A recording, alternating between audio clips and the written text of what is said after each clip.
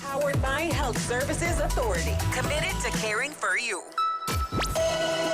The views and opinions expressed on Straight Talk with Austin and Ellio do not necessarily reflect or represent the views of Stingray Media, its staff, or contributors. Callers to the program accept full responsibility for the views expressed. The show host and affiliates are not liable for any statements made or any harm claimed. All callers to the program indemnify Straight Talk from all claims. Offensive, defamatory, or unlawful content will not be tolerated. Be a part of the conversation by calling 745-2626. Now,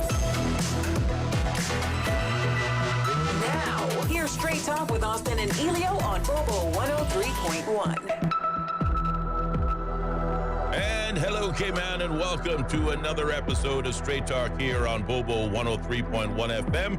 I'm your host, Austin Harris. And I'm Ellio Solomon. Welcome to Straight Talk. How are you today, Mr. Harris? I am very well, very good, Mr. Solomon. How was your weekend? I had a very restful weekend. I put down the sabers, the shovels, the spades, everything. Oh, well done. And had a little bit of There you go. relaxation. You go to church again on Sunday? I did.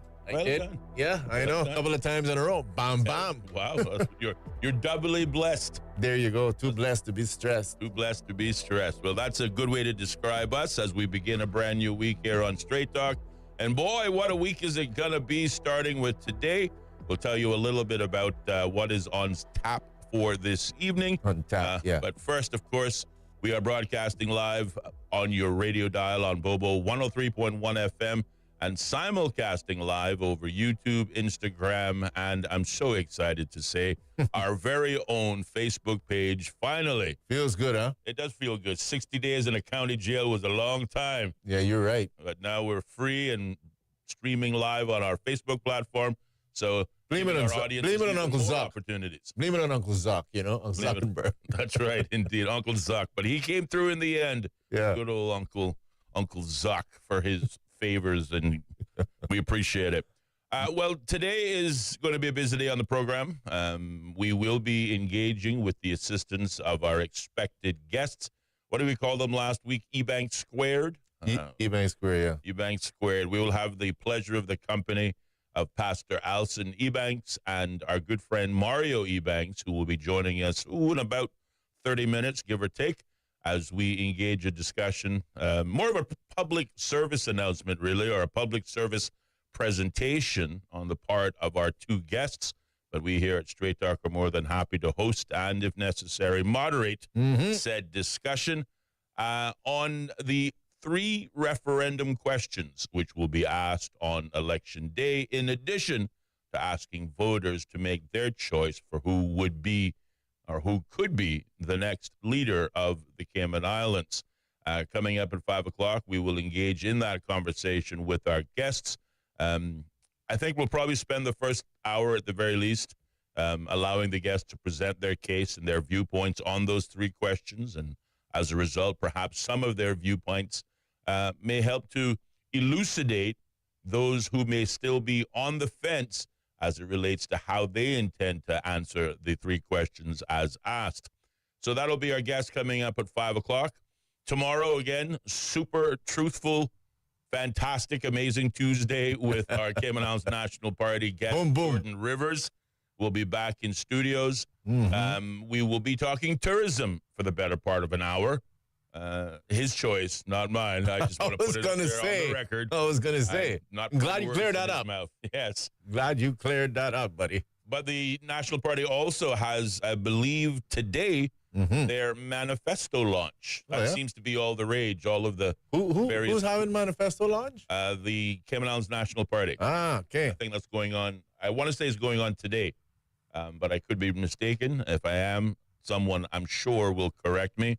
I believe the PPM had their manifesto launch over the weekend, also, if I'm not mistaken.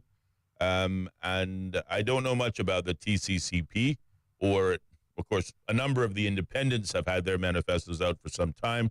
But as always, we look forward to hearing what the various political groups have to say in their manifestos, really as their statement to the public. So all of that is going on tonight. And we will undoubtedly get an opportunity to hear a little bit more about it tomorrow with our guest. And then on Wednesday here on Straight Talk, we get back into politics and go back to the constituencies of Red Bay. Hey, where we will have. Just watch how you're adjusting your glasses, okay? I saw that. That was the mistake. That was just. Yeah, you're on camera, buddy. I am. What I'm saying. I'm just saying. Things might be a little bit misinterpreted here. That's right. Yes, that was an inadvertent, involuntary movement, not meant for anyone per se. So, I know people do that all the time. On Wednesday, we will go back to the constituency of Red Bay, where we will have Mr. Leon Gould. Gould or Gold? Gold. Good as gold. Good as gold. Leon Gould, spelled Gould. Right. Right. Just to make it, an added challenge. It puts a little bit of a U in the gold. Gold. Yeah. Gould. Like Gould. it's your gold. Like your gold. Yeah. All right. But we'll have Mr. Gould as our guest in studios. I think the time slot is 5 to 5:30 p.m. So when folks are comfortably in their car, hopefully there'll be a little bit of traffic so that you can enjoy what Mr. Gould has to say, particularly if you are a voter in the constituency of Red Bay. So that's the week's plans so far. Obviously, we like to keep it fluid. Leaves Thursday and Friday at the moment open, but there are one or two interested parties who have not yet, as we say, pulled the trigger yet, but I'm sure they will as the weekend cobwebs wear off and they, get stretched out and ready to face their week. So we're always busy, always grateful for it. As we always say, if you are a political candidate, political party, political group, and you want to get your message across, simply send us an email at host@straighttalk.ky, and we will be happy to begin that process. You can also reach out to us via our WhatsApp number. What is that WhatsApp number, Ellio? 928-2562. Well done. And what's the name of our show? Who said you can't teach an old dog new tricks? And what's the name of our show? Straight Talk. Oh, rub your belly, good dog. Yes. Hey, so here's what I'm going to say. This is fine. It's fine. I've been called worse, Austin. I got nothing but love for you. Yeah, I know that. That's why I can take it. So, I just want to say, add to your whole comment about political candidates, we also welcome businesses, people out there with just a burning opinion that can't help yourself. No, absolutely. Right, quite right. Give us a call. Indeed. And certainly after April 30th is done, we're going to kind of run out of things to talk about. So it'll be a good opportunity. You won't run out of things after April, but that's when it really starts. That's true. Quite right. That's when it really starts. Now we're being nice. Now we're being extremely nice. Yes. Then they'll be employed. What would you like to say? Go right ahead and say it. Say it. That won't happen after April. I'll be making notes. We say that with such excitement in our voices, too. Here's what you said to us on April the 15th. No, I got it right here. I did. I'm going to play it back for you. Just in case you forgot it. Yeah, that's when it really gets interesting. That's when it gets really interesting. But yes, to Ellio's point, if you are a business, certainly obviously wanting to market your product, radio is still a very effective source for increasing your customer base and selling your various products, but also talking about the issues that impact all of us here in the Cayman Islands, just in a more comfortable, laid-back atmosphere. You, too, can reach us at host@straighttalk.ky via email or 928-2562 via WhatsApp. One way or the other, someone will get back to you. Absolutely. It is Monday, the 14th of April, and, of course, we want to start off with some good news. And there is, quite frankly, at least two bits of good news. One right here at home, and the other, I think, one that benefits the entire region, and you'll know what it means when I say it.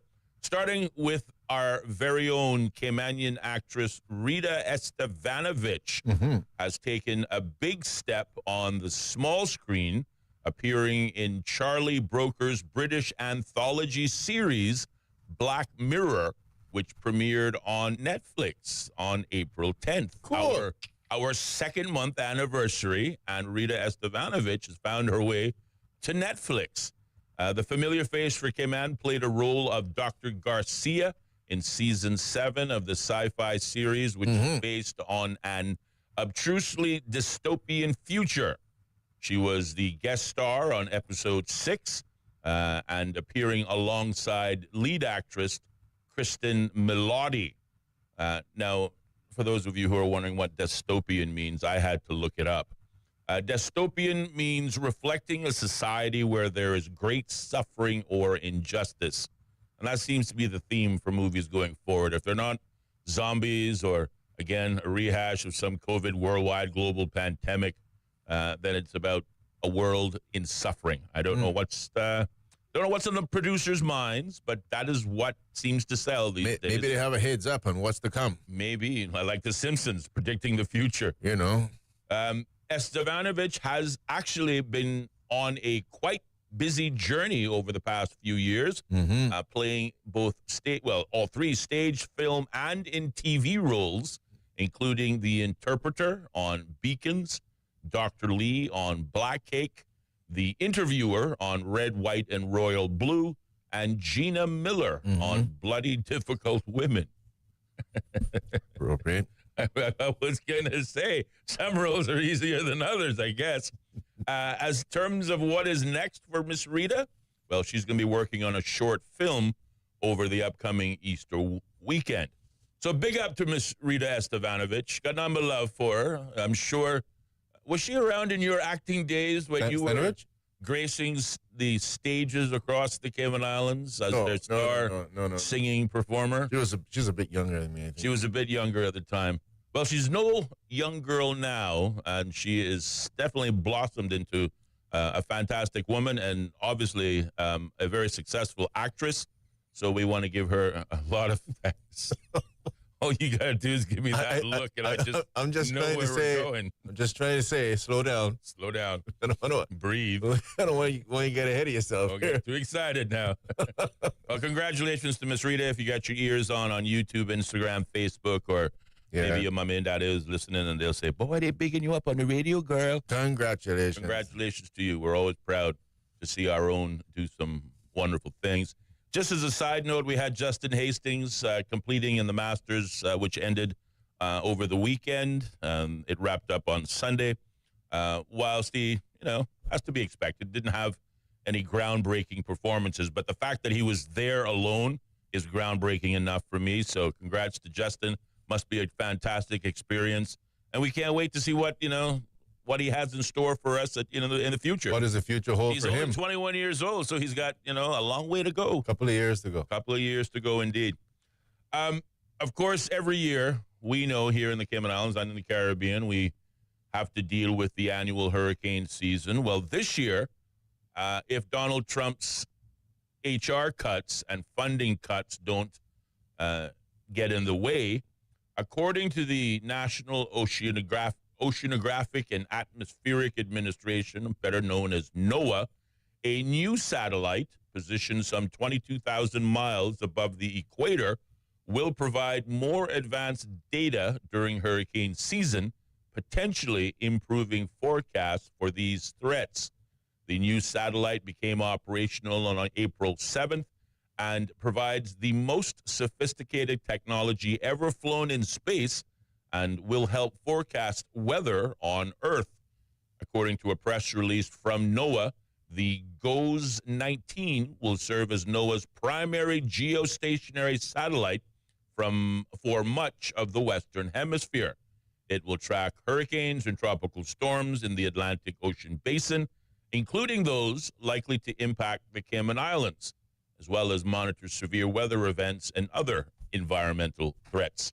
So we should get better imaging, better forecasting, and of course that always means better advance warning this hurricane season, and we are grateful for that. Certainly, everybody has their go-to weather program or show or even their app, but it seems that everybody comes back to NOAA because it seems to supply the most accurate and consistent information, and now it's only going to get better. So that is good news as we prepare to enter, not quite yet, but prepare to enter almost the 2025 Atlantic hurricane season here in the Cayman Islands. Like we really can't wait, Yeah, no, we really can't wait. We can. You can take your time, with that, coming up to us.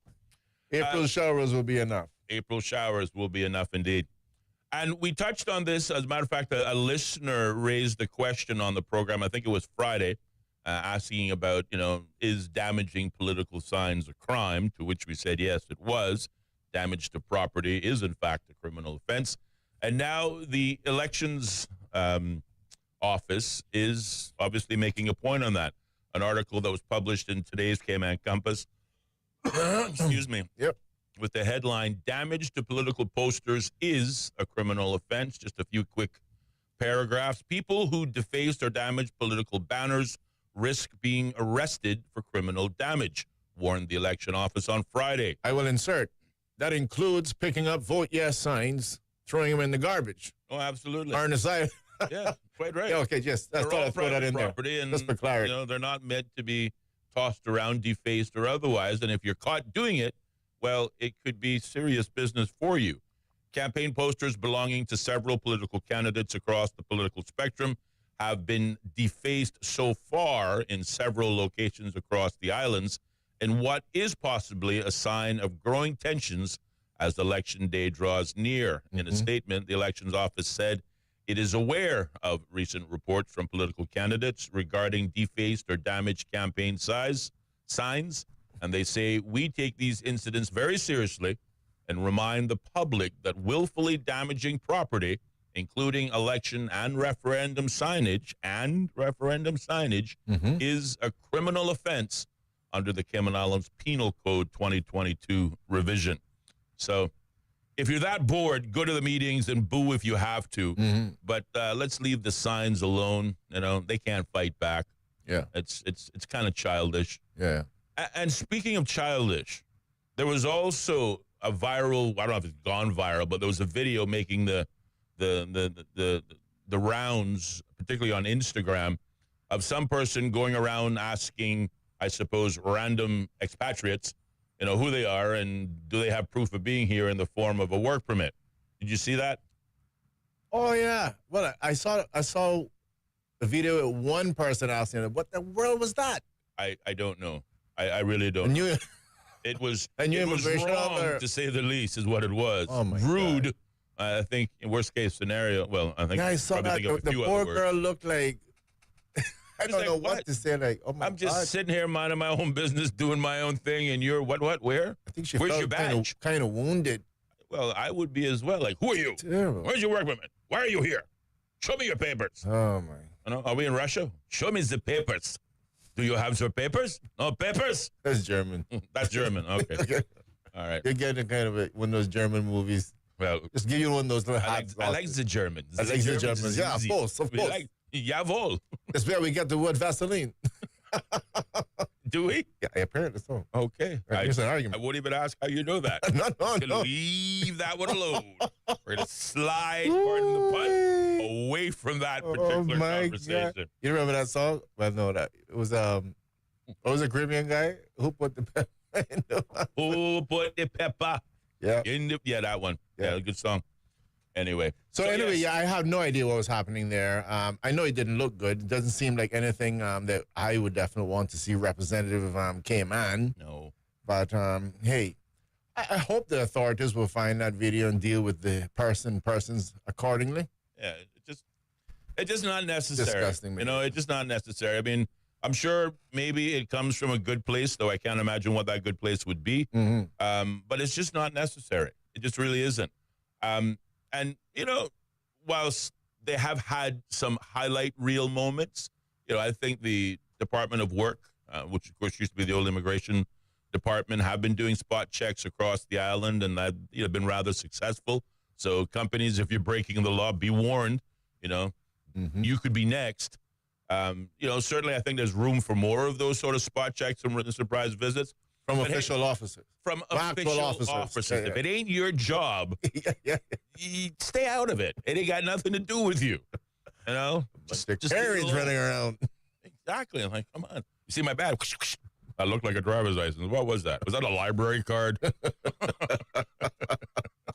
Oh, very good, Austin. No, it wasn't a library card. I'm What- sure what there is was no today? reading Monday? going on. You're Today's funny Monday. I'm funny today? You are funny today. Oh. Tell him that joke you told me when I came in the studio. Or you don't feel like you're up to it. No. You know, That wouldn't go over where There is a G way. There is a G way to word it. You know. I'm sure there is, but Or I'll do that for you later. no, don't do it. No, just leave that one alone. That one and All that right. one goes in the corner with the Vaseline It was. history of. It was funny though. It was funny. hilarious. Yeah, It was hilarious. Okay. Well, 4:52 is the time in studios, giving us about 6 minutes before we have to go off to our first break, check in with the BBC News, and then when we come back, we will welcome Ebanks Squared. Pastor Alson Ebanks and our good friend Mario Ebanks will be our 5 o'clock primetime guests as they help us, or maybe we help them, engage a conversation on the 3 referendum questions. All I want to say to the listening audience is when the 2 gentlemen come in the studio, if after a couple of seconds my colleague and I seem a little bit quiet, it's on purpose. It's actually meant to be that. Meant to be that way. Just meant to be that. Quite right. Yeah, as I said, it's more of a public service announcement, but in this case, a public service presentation in which the 2 fine gentlemen have some very, personal views, strong views. They certainly believe those views should be shared with the wider listening audience, and we agree. So we're going to facilitate them with a platform, allow them to express their views, really interrupt at a minimum. Minimal intervention. Unless, of course, there needs to be some fact-checking or otherwise. I have no fear that these fine gentlemen won't break any off-reg rules, that's for certain, so we won't have to step in and warn them of content. Right. But, again, we're largely going to let them, do their thing. And we're going to listen just like you are. And either today, if there's time, or, of course, another day, we'll engage in some dialogue. As I said, we will use the first hour largely for the guest benefit to get their message across. And if there is interest from the listening audience in the form of feedback, either calls or largely I'd recommend today, just in terms of managing time, WhatsApp messages or audio notes might be more useful. Mm-hmm. But whatever you're comfortable with, if you want to add your thoughts, do so after the 6 o'clock hour, and I'm sure our guests will be happy to stick around and, engage in some dialogue. Agreed. Yes. So, 4 minutes left. What do you got? Oh, good. What do you got for me, Got buddy? a banter. I don't know. Pull up something, Austin. Pull up something. Let's pull up something. What do we got? I can't enter into anything too deep. No? Come on. All right. I'll find 4 minutes won't cut it. I see there's another 10-story residential block that says it's going to bring life to Georgetown. I like that fraudulent stuff. Yeah, you see, yeah. A 10-story residential block proposed for Georgetown will bring life to the capital, according to the building's designer, Eduardo Bernal of Arco Architectural Services. The Eldemeyer, nice name actually, a $95 million, 210,000 square foot project, blah, blah, blah, blah, blah, blah, will be located on Boilers Road. Hey, check that out. And contain 157 1, 2, and 3 bedroom units. It also will have a commercial space, a gym, a rooftop swimming pool, and underground and ground level parking. Mm-hmm. So there's an opportunity, members of the public. What do you think? You think 10 stories on the Capitol? I don't know. But hey. Right.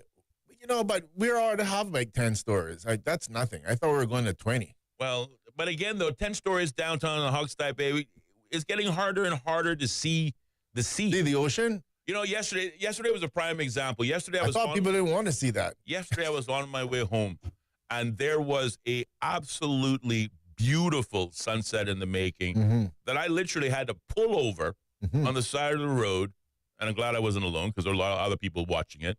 But I pulled over on the side of the road just to catch that, short, minute, 2 minutes of that beautiful sunset. I'm still searching for that elusive green flash, which yesterday had all the potential for it, but it didn't happen. But that aside, it was a beautiful, beautiful sunset. And I thought to myself, number one, we really don't stop to smell the roses enough in this country that we live in. And number two, because I read this article before, I thought, I'm not sure I'm, thrilled about another concrete jungle going up that will block my view. Well, let me help you with that one. But housing is at a minimum in need, so really you got to balance it out. Let me help you with that one. When we grew up, it was 4 stories max. It was. Remember? Yes. Tower building was a tower. It was 4 stories. Yeah. The tower building. There's this one on Eastern Avenue called Clock Tower, but it's a single-story building. Right. Every time I cross it, I crack myself up. Okay, great. And, just for someone out there that says, you can barely see the sunset anymore. Well, I can tell you. I didn't say a thing like that. No, you didn't sound like that. You can't see the sunset anymore. All I can tell you is you can't see the sunset with single stories. And you definitely couldn't see them with 4 stories. But I'll tell you what, Austin, you got a town, right? You got one area that we've decided to build up. I think I'd sure rather see that built up than see the building spread all over Cayman. That you can't find a piece of green somewhere. Yeah. I don't know. That's definitely my view. But speaking of a piece of a green, they're also tearing out the trees in Georgetown. What trees? There was an article, again, I guess the Georgetown Revitalization Initiative gone wrong, resulted in a number of native trees having to be dug up. So to your point, digging natives up, Austin. Like, hang on, to put that on the ground. We need to see more green, not less green. No, we definitely need to see more green. But hopefully there's a plan to replant them. I guess the positioning of the Mother Nature's trees weren't good enough to, I guess they were blocking light into somebody's office space. I guess. I think even some of our buildings should have trees and stuff up there. No, I agree. Absolutely no reason why we can't. None whatsoever. And again, the rest of the world is using, obviously urban cities to grow more lush green. We in the tropics, who really, again, don't, need to encourage it happens naturally, we're doing the opposite. We're tearing it up and removing it. Anyway. But we've been doing that for years. You remember, all it took was some, I don't know, I call it what it is, some drunk to urinate on their tree and then they chopped it down. That was it. That was happening all the time. 58 minutes past the hour, 5 o'clock. We're going to pause, take a short commercial break, check in with the BBC News. But when we come back, a discussion on the 3 referendum questions is next, right here on Straight Talk, only on Bobo 103.1. Bobo. The BBC's From Our Own Correspondent. In today's Russia, no one is allowed anywhere near the political stage if they pose a serious challenge to Vladimir Putin. Stories and reflections from our reporters around the world. There is a major sense of insecurity here. More people are coming in from Sudan every day. From Our Own Correspondent from the BBC. The home of the BBC World Service. This is Bobo FM.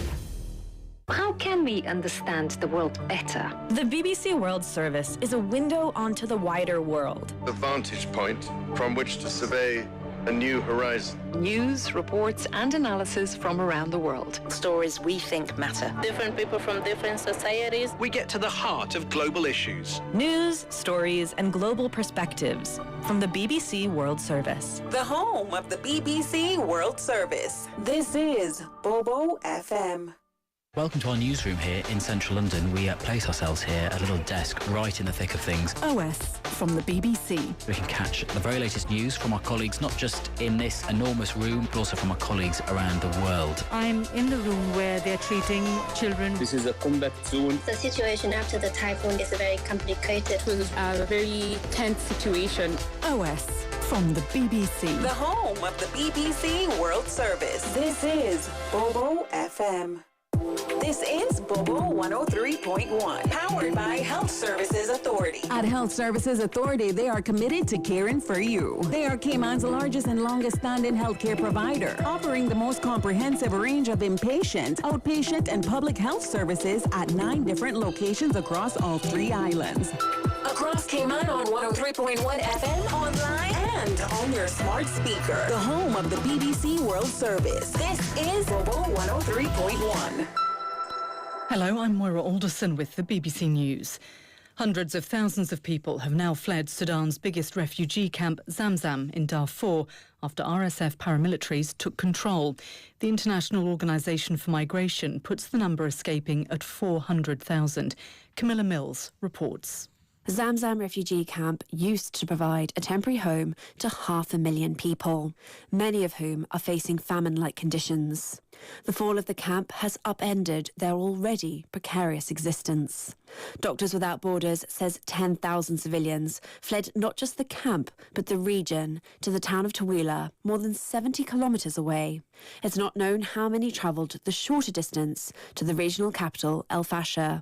News of the attacks comes on the eve of the second anniversary of the start of Sudan's civil war. The president of El Salvador says he won't return to the US a man mistakenly deported and jailed there as a gang member. Nayib Bukele said he didn't have the power to do so. He was speaking during a meeting with President Trump in the White House. Our North America correspondent Nomia Iqbal is there. I think if Mr. Garcia's family was watching and those who are outraged by his detention, any hope that he might be coming home anytime soon has evaporated because essentially the Trump administration put the ball in Mr. Bukele's court. But Mr. Bukele said, to quote him, "What am I going to do? Smuggle him in, smuggle in a terrorist?" And so that shows you that Mr. Bukele is basically going along with the Trump administration's narrative and is totally ideologically aligned with the president. The US leader didn't answer questions on whether he would respect a court order for his administration to facilitate the return of Kilmar Abrego Garcia to the United States. President Trump has said that the Ukrainian leader Volodymyr Zelensky shares the blame for the millions of people dead with the Russian President Vladimir Putin. The US president was responding to reporters' questions at the White House. He remarked that you don't start a war unless you know you can win it. Hungary's parliament has approved constitutional changes which target LGBT people. The amendment cracks down on public gatherings which are seen as promoting homosexuality or gender reassignment after Prime Minister Viktor Orban vowed to block the annual Pride Parade in Budapest. Daniel Dobrenti is a lawyer at the Hungarian Civil Liberties Union. He says the move will backfire on Mr. Orban. Thousands of people who say that they've never ever participated on Pride, they got outraged because of the regulation, not because they are so big fan of the Pride, but because they realize that this is not about the Pride, but this is about limitation of the freedom of assembly. And people realize that this is the first step towards broader limitation of other fundamental rights. World News from the BBC. The European Union's foreign policy chief, Kaja Kallas, has said the bloc has made it very clear to countries seeking membership that it doesn't want them to attend Second World War commemorations in Russia. Next month, Victory Day events will take place in Moscow to mark the 80th anniversary of the defeat of Nazi Germany. The Serbian president, Aleksandar Vučić, indicated last month that he planned to attend. His country is a candidate for EU membership. Iraqi health officials say more than 1,000 people have been left with respiratory problems after a sandstorm swept across central and southern parts of the country. One official in Muthana province reported to the French news agency at least 700 cases of what they said was suffocation. Footage shared online shows areas cloaked in a thick orange haze. A US court is hearing a case that could see Meta, the owner of Facebook, broken up. The Federal Trade Commission argues that by acquiring Instagram and WhatsApp, Meta unlawfully quashed competition. Here's our North America technology correspondent, Lily Jamali. And Meta has been saying that, look, there's plenty of competition. There's X, there's TikTok, and so many other apps that are available. And they allege that the consumer experience only improved because of these acquisitions. So today, we're hearing Mark Zuckerberg actually take the stand, talking about sort of the beginnings of this. And he will be asked about some emails that he sent many, many years ago, talking about how he wanted to buy his way to success, not innovate. The American rapper Sean Diddy Combs has pleaded not guilty to new charges in his long-running sex trafficking case. Earlier this month, he was hit with 2 new criminal charges, bringing the total number to 5. He denies all of them, saying he engaged only in consensual activities. Prosecutors allege that the hip-hop star used his business empire to sexually abuse women. That's the latest world news from the BBC.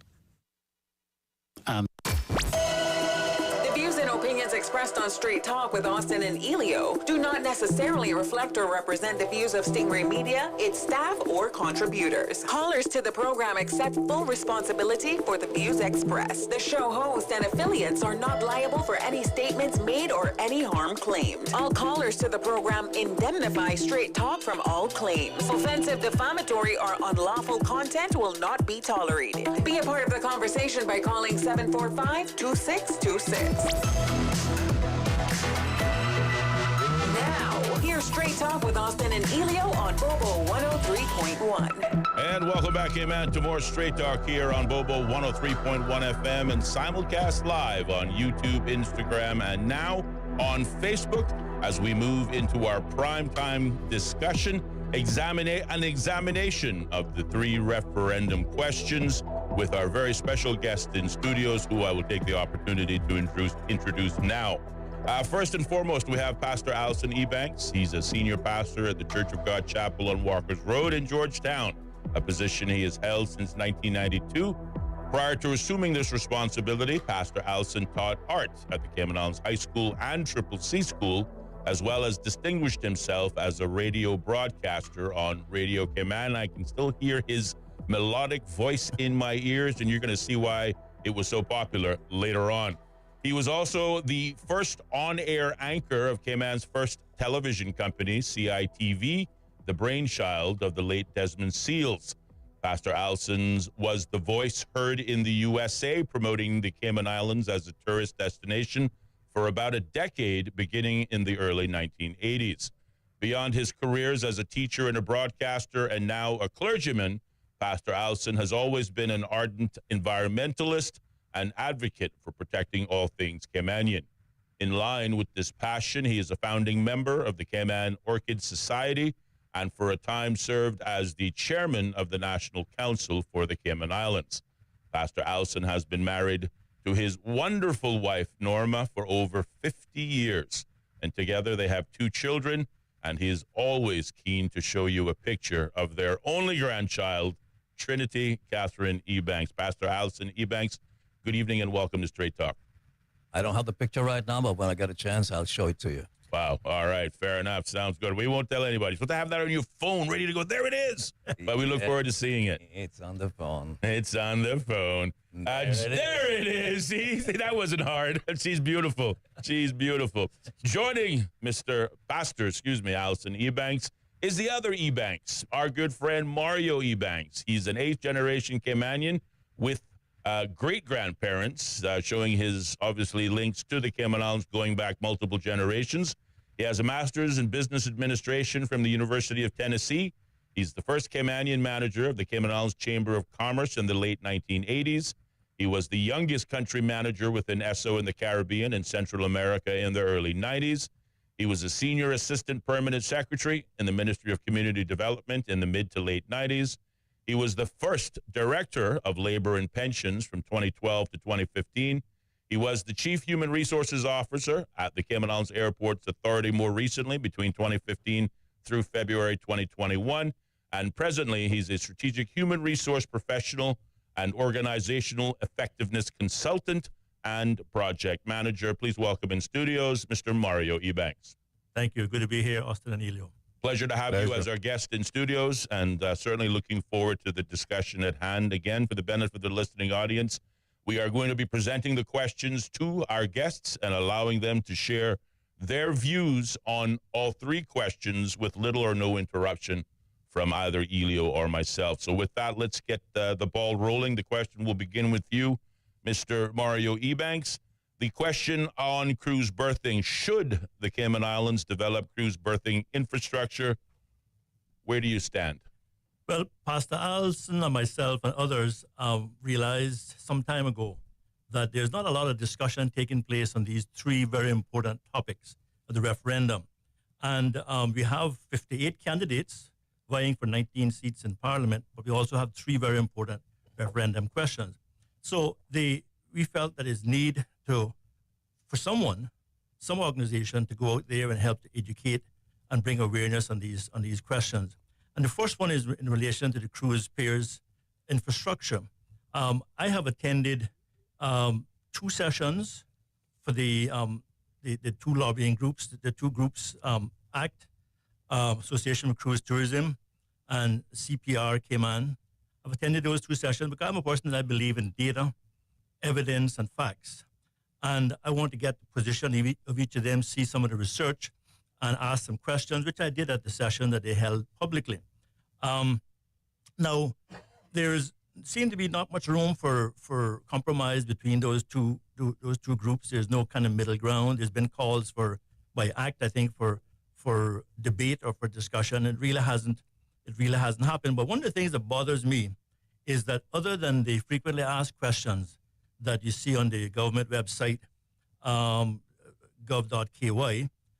there's really not a lot of information being put out there in terms of the details that people want. And people have been saying that the question on the cruise piers infrastructure is so broad that the public is being asked to vote yes or no based on a very vague, what I call a half-baked question. As a matter of fact, if you look at the Constitution, the Bill of Rights, Section 19, it talks about rightful administrative action. And I want to suggest that the government really erred in terms of rightful administrative action by not providing the information and putting this thing out there, the government being the PAC government, followed by the UPM government and supported by the PPM government, putting out these questions, in particular the cruise ship one, but the three of them, foisting these on the public, on the voting public, with a very broad and vague question and limited objective discussion going on. So that premise caused a lot of concern by me, and I'm sure thousands of other voters in Cayman. And so from a sort of big picture commercial point of view, with this particular motion, there's other concerns that I have as a voter, as a citizen, in relation to whether there's an alternative to this, whether there's things that can be done now to improve the visitor experience, improvements, that is.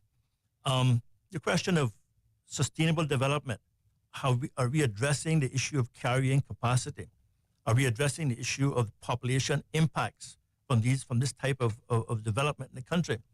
The other question I've had, which I raised at the sessions that I attended for ACT, put on by ACT and CPR, is what's the impact on the cruise operators, the business people in Georgetown during the construction period of the port facility, and whether the port cargo and cruise ship operations are going to be able to sustain itself during the construction period. And also, what happens if you have that huge, if let's assume it's going to be in Hogstay Bay in Georgetown, which is probably where it'll go.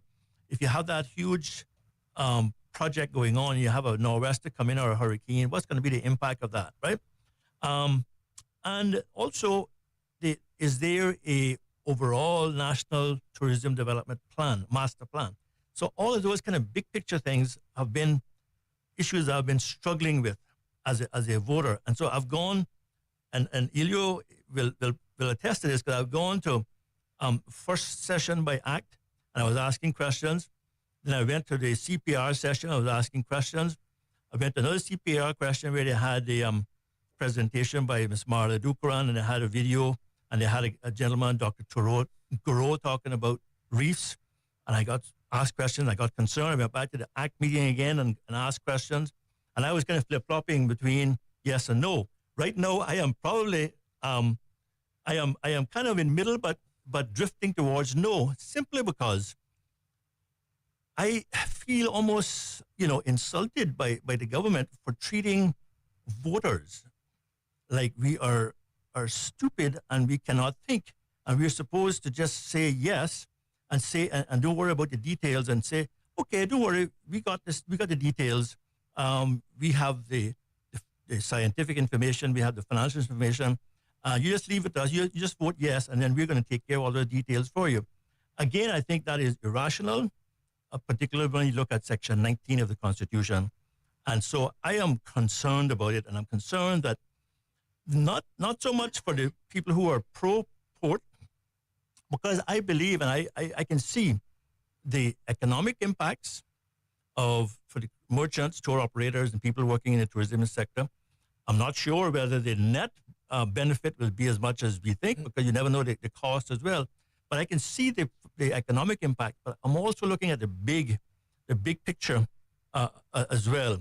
And so when you look at all that, the final thing that has me concerned, and I have a lot of concern, but I just try and capture it very briefly because I want to give Pastor Alston a chance to talk about this topic as well. One of the things that have me really concerned is how we're going to finance this project, right? And when I went to the last ACT meeting, I asked the question, and people said, "Don't worry, we're going to, I'm sure that the cruise lines are going to help to finance it. We're going to put together a good deal and all that, right?" Well, maybe so, but since that time,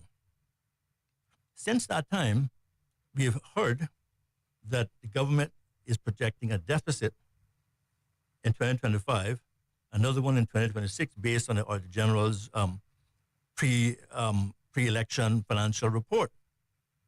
And on top of that, the government has borrowed, in this past 4 years, $400 million of new borrowing, pretty much more than doubling the national debt of the Cayman Islands.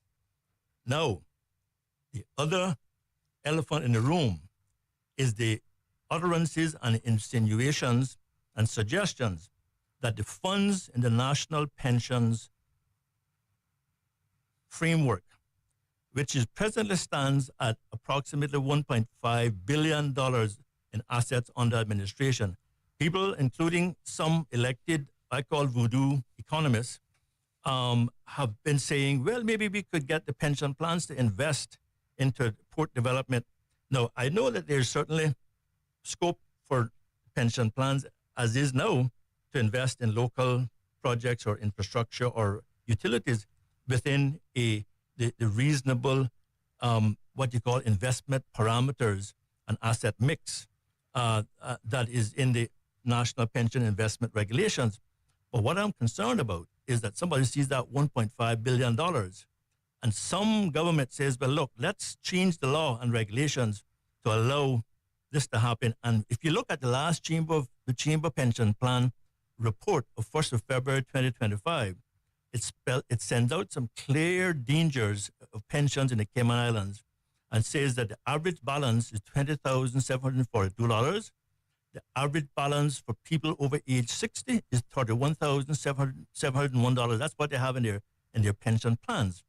And if you look at that and look at all of the damage that's been done to pensions and the lack of retention, such as an aging population, low contribution rates. It started as 5% by employee and 5% by employer from 1998 and hasn't changed since.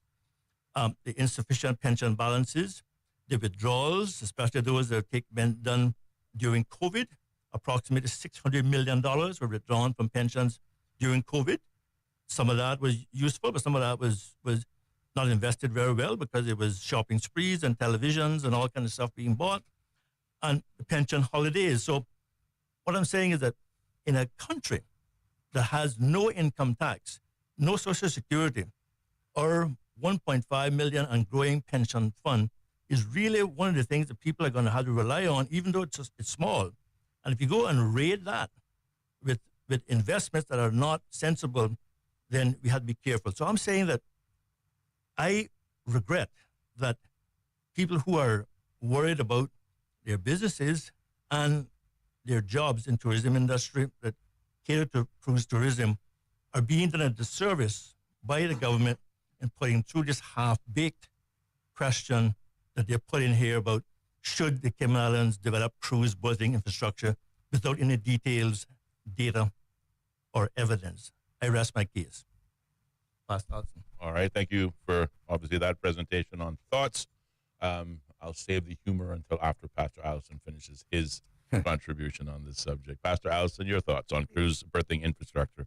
It's a very general observation, and I guess echo something that Mario has already said, because I'm talking to and about the process. I think one duty of leaders is to lead responsibly rather than devolving major consequential decisions down to the electorate. It might seem like a democratic thing to do, but I don't think it is. I would imagine, I use the word imagine loosely, the government has the resources to reference scientifically conducted research on virtually any subject, any issue it wishes to explore, right? So, what do we do? Do we follow the science, or do we follow the wishes of the uninformed? And that statement, that my question applies to all three of these issues. Now, when it comes to the first one, and this is the issue of the cruise berthing, there is science associated with it, but it's, to a lot of people, it's more nebulous in the sense that you won't know the full consequences until something happens, whether that something is good or something is bad. Now, fortunately for me, compared to you gentlemen, I'm old. Looks young, though. I'll be 76 on my next birthday, and that's considered old by some people. But it gives me an advantage. I remember when I was a boy, and my father and a lot of Caymanian men down in West Bay were asked to go and get conchs. And in addition to getting the conchs, we were supposed to peel them, to take the dark portion next to the conch horn of, and we were selling them to Mr. Burns Ruddy. And Burns was exporting them to some place in America and making money. Mm-hmm. And I remember my father and these other fishermen saying, you know what, we have so many conchs, we could never kill them out. I distinctly remember that. And I distinctly remember my father changing his mind. Yeah. Not too many years afterwards, when we go to Barkers and any place looking for a conch just for bait, what had happened? We have this idea that somehow or another, just because we want something to be the case, it's going to be the reality. I remember when we had a beach at Bosun Bay. I remember when we had a beach opposite the Bosun Bay Cemetery. What happened to the beach? Well, we started building offices and shops in town, and people like Mr. Bertley Ebanks of blessed memory and others went there and shoveled the sand from the beaches. Even though it might not have been right at the very verge of the water, they shoveled the sand from the beaches into their trucks. These were migratory beaches. Like all the beaches in Cayman, they migrate, they go, they change, they come, they go, they can't. And so guess what? There's no beach now because the sand is now in buildings. And we never thought there would be a day when we could go down to Bosun Bay and there wouldn't be beach. On a Saturday afternoon, we would go swimming. Sometimes of the year, there was rocks exposed. Other times, those rocks were totally covered by the sand. Nature is not under the control of human beings, but we certainly can impact it. And we can impact it, and then when nature kicks back, boy, it can kick us hard in the teeth.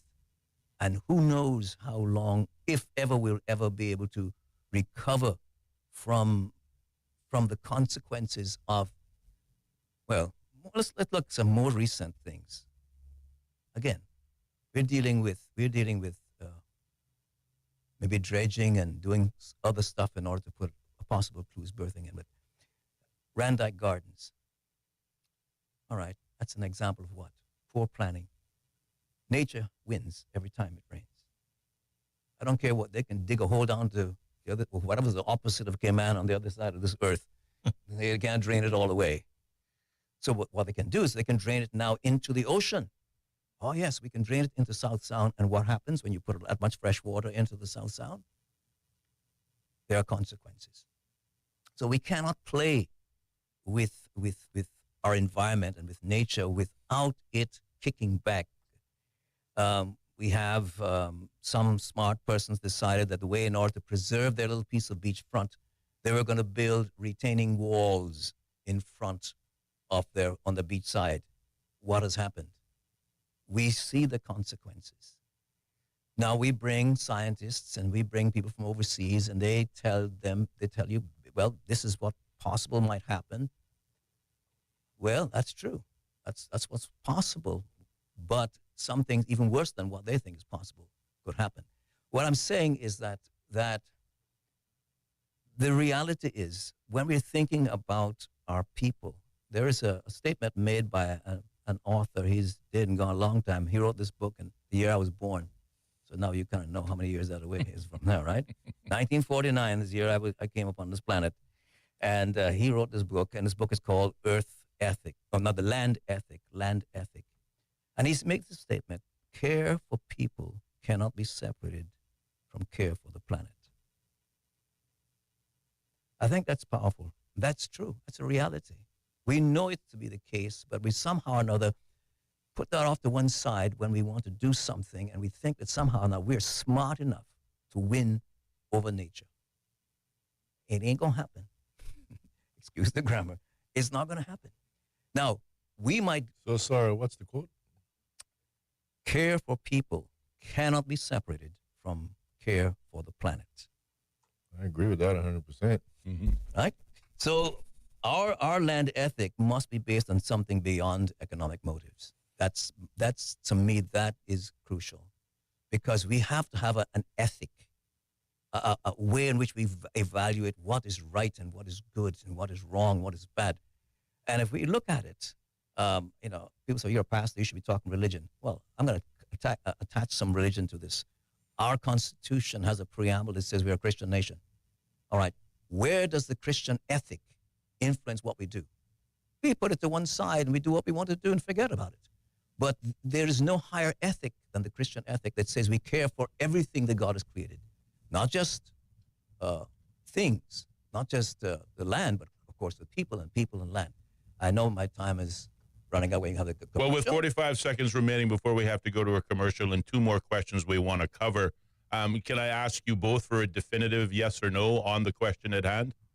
Let me just go first, and I'll give Pastor Alson time to catch his breath. 30 seconds. I am flip-flopping, but I'm nearer to no than I was before. All right, get out. You're done. Finish. Get out of the studio. And I'm worried about the fact that the data is not there, yes, and that this is contrary to Section 19 of the Constitution and Bill of Rights, and it's too vague, and it's too bad. All right. Pastor Alson, your position? I think mine is going to be a no as well. All right. When we come back, we continue the conversation with our guest here on Straight Talk. More Straight Talk with Austin and Ellio coming up. Be a part of the conversation by calling 745-2626. Bobo 103.1. It's Earth Month, and Cayman Turtle Center is celebrating all month long. Here are 3 simple ways you can make a difference. Reduce food waste by eating leftovers. Recycle whenever you can. And support turtle conservation by attending our Earth Day Turtle release on Tuesday, April 22nd at 10 a.m. We will be releasing green sea turtles from Governor's Beach. It's free and open to the public. Let's make every day Earth Day. Learn more at turtle.ky. What's that? No sugar, same amazing taste? Coca-Cola Zero Sugar is here to stay. Classic taste, pure satisfaction. Be sure to stop into any Tortuga location and get your own case of Coke Zero. Or grab an ice-cold one straight from the cooler. Brought to you by Tortuga Distributors Limited. Coca-Cola, taste the feeling, Cayman. Have your engine driving like never before with Pure 93, the highest pure octane fuel in Cayman, and available exclusively at Rubis service stations. Pure 93 protects against engine knock, restores lost power and acceleration, cleans fuel injectors, intake valves, removes engine deposits, improves your fuel economy, and it meets international specification requirements for your car. Fill up with Pure 93 now and keep your engine running like new. Fuel the difference with Pure 93, available exclusively at Rubis. Looking for TVs, electronics, sound systems, speakers, gaming consoles, games, and smart home gadgets? Shop Cost You Less. Looking for housewares, small appliances, fans, mini fridges, and cooling? Shop Cost You Less. Looking for baby supplies, toys and games, pet supplies, cleaning supplies, and auto supplies? Shop Cost You Less. Looking for quality produce, grass-fed meats, and groceries? You guessed it. Shop Cost You Less. Cost You Less is your destination for everything you need on island. Cost You Less. Everyday low prices on items that matter to you. At Polar Bear Air Conditioning, we believe in helping you to avoid costly mistakes and replacements. That's why we offer a quarterly maintenance program at a discounted price. You'll receive a 10% discount on all repairs, accessories, and services. Priority front-of-the-line customer status, reminders of your service, and no overtime rate for after-hours calls. Why not save money and avoid hassle with Polar Bear Air Conditioning? Need service now? Book our AC special for just $99. Book the next available technician at polarbear.ky. That's polarbear.ky. When you're on the go, the experienced team at Foster's Pharmacy are here to help. Drop off your prescription while you shop or WhatsApp us and we'll prepare it, ready for your arrival. Whether you need prescription or over-the-counter medications, blood glucose testing, or advice on vitamins and supplements, we're here early in the morning to late at night. Both of our locations at our Camana Bay and airport stores are open 7 a.m. to 9 p.m., Monday to Saturday. For more info, visit fosters.ky/pharmacy. Foster's Pharmacy. Better health because we care. Across Cayman on FM, online, and on your smart speaker. This is Bobo 103.1, powered by Health Services Authority, committed to caring for you. The views and opinions expressed on Straight Talk with Austin and Ellio do not necessarily reflect or represent the views of Stingray Media, its staff, or contributors. Callers to the program accept full responsibility for the views expressed. The show host and affiliates are not liable for any statements made or any harm claimed. All callers to the program indemnify Straight Talk from all claims. Offensive, defamatory, or unlawful content will not be tolerated. Be a part of the conversation by calling 745-2626. Now, here's Straight Talk with Austin and Ellio on Bobo 103.1. And welcome back, man, to more Straight Talk here on Bobo 103.1 FM and simulcast live on YouTube, Instagram, and Facebook as we continue our discussion with our guests, Pastor Alison Ebanks and Mario Ebanks, as they present their views on the 3 referendum questions, and hope those views will assist those of you in the listening audience who might be on the fence or unsure of what your position is. We've got one question on cruise tourism, as they say, in the bag. One of our guests, a flip-flopping no, and the other, an absolutely hard no. And yes, they're both still in studios. We were just waiting on that get out part. We love to hear from you. We definitely want to, hear opposing views. Before we move on to the one of decriminalization, is there a comment or a question you want to ask our guest, Ellio, very quickly? Well, I just wanted to say I'm refraining. Yes. I'm refraining for good reason. But I did get a text. Yes. Thank you for sharing your concerns, which are both heartfelt and clearly grounded in years of experience and service to the country. I truly respect the weight of your contribution to the National Pensions Act and your deep understanding of the risk of mismanaging long-term financial instruments like pensions. Your warning about the danger of reckless amendments to allow pension funds to be used for capital projects is an important one, and I agree we must be vigilant. That said, I believe we need to separate the principle of cruise berthing infrastructure from speculative concerns about funding mechanisms that, as of now, do not exist in law or policy. There is currently no legislation or official proposal on the table that authorizes or even suggests using National Pension Fund to finance this project. If such a motion were ever brought forward, I would expect widespread opposition, and rightly so, but that is a separate debate from whether cruise infrastructure is needed. On the issue of the referendum itself, it is important to remember that the current question, quote, should the Cayman Islands have cruise berthing facilities, is not a blank check. It is a yes or no question on principle, not on funding, construction methods, or specific locations. If the public votes yes, that is only the start of a process that must involve transparency, proper due diligence, and accountability. Saying no now simply because we do not yet have those details is like refusing to begin a conversation because we have not agreed on the conclusion. A yes vote keeps Cayman at the table in a rapidly changing cruise tourism environment. It gives us leverage to shape the future. A no closes the door, not just on the dock, but on generations of Caymanians whose livelihoods are tied to this sector. I absolutely support your call for a proper long-term plan, but planning requires vision, engagement, and the willingness to explore solutions, not just the rejection of all possibilities because of fear that bad actors might hijack the process. Let us work together to ensure any future infrastructure project is governed by strong guardrails, robust oversight, and financial prudence. Your voice is needed in that process, not as an opponent, but as a guardian of the very principles you helped build. Let us make sure this is not just a referendum on the pier, but a turning point for responsible, people-first development in the Cayman Islands. And with that, I think we can go to the other question. No, I think a very fair and balanced contribution, and certainly if my guests want to comment on it, I would suggest to wait until the end to do so. Or do you feel so necessary that you have to respond now? Well, that's a West Bay boy. What a stupid question. That's just Mario. That's just Mario. But I'll just do it in 30 seconds. Yes. If, as Mr. Ellio pointed out with that question that came in, or that statement that came in, if that is what the government wanted, the question should have been, should the Cayman Islands develop cruise ship boating infrastructure and engage in proper due diligence as a result, as a consequence? This question is so broad and so vague that most people are so concerned about it, and they talk about it giving people a blank check. The people are concerned about that, and I suspect that it's going to result in a no vote because of that same absence of information. I rest my case again. All right. 37 minutes past the hour of 5 o'clock is the time in studios. Again, the phone lines are closed temporarily as we engage our guests' point of view on the 3 referendum questions that will be asked on Election Day.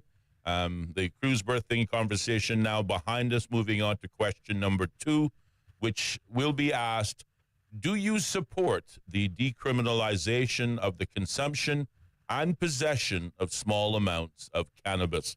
Once again, we will begin with Mr. Mario Ebanks. I will give the majority of this section to Pastor Alston, but I'm going to say a couple of things in relation to commercial realities. And one of the things is that what is the problem that we're seeking to correct in this case? I've heard about, giving people a second chance and about young people's criminal records. I'll let Pastor Alston deal with that in a bit. But again, I go back to the issue of proportionality and Section 19 of the Constitution, lawful administrative action. Section 19.1 says all decisions and acts of public officials, which includes cabinet, must be lawful, rational, proportionate, and procedurally fair. And I think that putting out a referendum with that kind of question and not addressing what is trying to be corrected is really not rightful administrative action. It is reckless, and I think it's too bad. I want to talk a little bit about the question of impairment.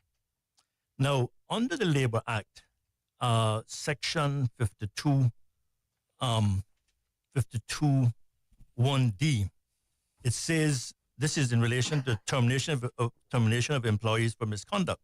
It says the person is under the influence of a controlled drug other than lawfully prescribed by a health practitioner or alcohol during the hours of that person's employment. So if somebody comes to work impaired and under the influence of marijuana, if this thing passes and is put into law with the amendments, right, that is going to require some serious rethinking of what happened in the workplace, how the law is to be applied, and the whole issue of equity. And I think it's something that needs to be considered because in view of Section 64(3) of the Labor Act, it specifically requires, under the section dealing with duties of persons employed, Section 64, subsection 3 says, no employee shall willfully and without reasonable cause do anything likely to endanger themselves or others. So if somebody comes to work impaired and you don't even know that they're under the influence of marijuana, but they cause an accident or some fatality or injury in the workplace, we have another problem. And again, the question that we have in terms of proportionality and doing this thing properly, we have to think through what this is going to look like if it gets a yes vote. What's going to be the next step? What's going to happen to this thing? And as Pastor Alston talks about, the preamble in the Constitution for a Christian nation is another major concern. But I think we're using a maul to kill a mosquito in this whole thing of decriminalizing marijuana, because if you're decriminalizing consumption, how are you going to get it in terms of possession? How are you going to, what about the sale of it? So I leave Pastor Alston to deal with the rest, but I want to just flag those commercial big issues. Well, I said, Mario, you're thinking. And I say that because, to me, the proponents of this inclusion of this issue, this question in the referendum, I think they've given facile, oversimplified answers or rationale. First of all, by implication, they treat ganja, we call it that, right? Mm-hmm. As a neutral substance. They treat it as a neutral substance. Despite the scientific evidence to the contrary that establishes ganja's health risks, especially to younger persons, persons with developing brains. And I think we all know, if we don't, maybe some folks don't realize, that the functions of the brain don't all mature to their capacity the day that we are delivered from our mother's womb. One aspect of the human brain that continues development all the way through about the mid-20s is that it's a function of the brain called consequential thinking. So before 25, I couldn't really think about consequences. After 25, I was getting pretty good at it, I suppose. But the point is, the evidence is there that especially with younger persons, ganja, marijuana, cannabis, pot is extremely dangerous. And so to treat it as a neutral substance, which of course it shouldn't be neutral if you know it's illegal to start with. Anyway, secondly, they have not done due diligence in informing voters of the scientific evidence about the health-related dangers of cannabis consumption, especially, as I said, younger persons, those most likely to experiment with it. That's part of being young. You try something. And I think, and I hope that if any of the proponents are listening, they will understand that it's not a personal matter. It's just a matter of principle. They do not appear to understand how a yes vote on this issue actually incentivizes possession of small amounts, whatever that is, of ganja by removing some legal consequences. And I think that Mario's touched on it already along that line. You're talking about associated with that point I just made. They don't appear to see that connection. They don't appear to see or understand how a yes vote would further incentivize the continued illegal growing and importation of marijuana. Okay, so it's not, they say it's not, we're not talking about making it so that we can now get the drug legally. No, but if you have a little bit of it, it's not going to go on your criminal record. I think that's great. I think if that could have been somehow factored in before, when you realize I'm dealing with a young person, they're not thinking. Let's not put this on their record. Maybe the courts are already doing that. I understand. Yeah. Because they understand this is a child, a young person. But you'll have some persons who are not young persons who will say, aha, there's an opportunity. You get caught this week and you have a small amount, whatever that is.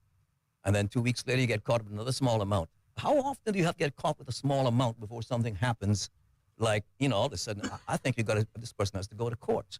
So a yes vote, it says that I'm giving additional incentives to the market.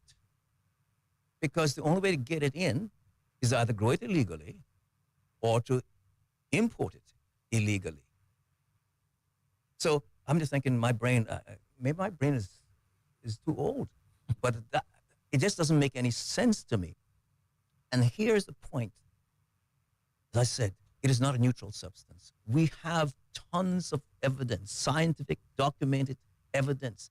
We should be people who are making evidence-based decisions on matters like this, data-driven decisions. Here. Right?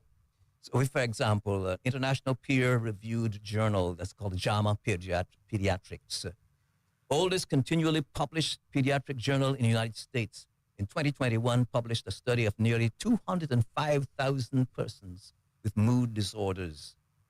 And they made the sobering conclusion in their abstract. Their abstract says this: cannabis use disorder, that's CUD, cannabis use disorder, is a common comorbidity and risk marker for self-harm, all-cause mortality and death by unintentional overdose and homicide among youths with mood disorders. These findings should be considered as states contemplate legalizing medical and recreational marijuana, both of which are associated with increased cannabis use disorder. CNN, 2021. Research shows cannabis use is associated with early onset of mood disorder, psychosis, and anxiety disorders, so it can lead to the onset of severe mental illness. Analysis, analyzing medical data from 6 million people in Denmark, so it's not just America, found that up to 30% of schizophrenia cases among young people, young men in particular, I don't know why, but maybe they experiment a lot more, could be linked to marijuana use. So, gentlemen, we're dealing with the lives of young people. Just a bit recently, I mean, I don't know any details about it, I have none at all in my mind, but when I hear of young people committing suicide, I think, man, whatever happened, you don't realize that maybe tomorrow you could have changed your mind about that situation. Maybe your girlfriend left you. I don't know what these things are, but sometimes as young people, we make some drastic conclusions because our brains just have not fully developed. We don't understand consequences. As I said, the authors of this JAMA's pediatric study, January 2021, they made this statement, and I think that is so true. The perception is that marijuana is safe to use. The perception is in the community that marijuana is safe to use.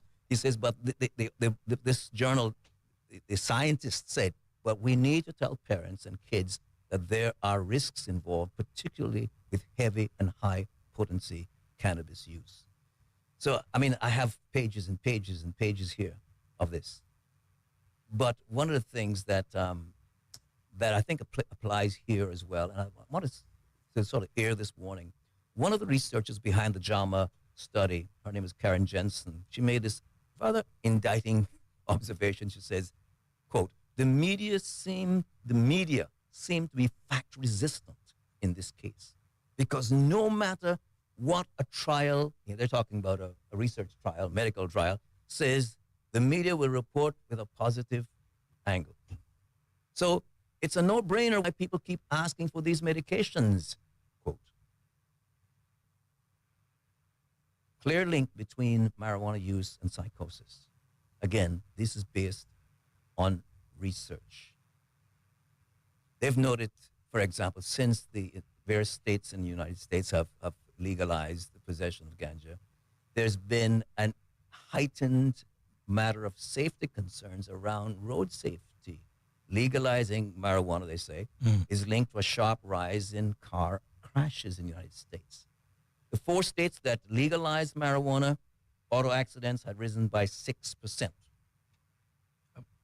Yeah, I don't know, we're having car accidents here all the time, and I wonder how many of those are linked to marijuana use. I don't know. I mean, I know part of it's linked to people who can't drive. Crazy driving, too. But, and again, data from the U.S. context shows that legalizing ganja also correlates with a rise in property crimes and violent crimes.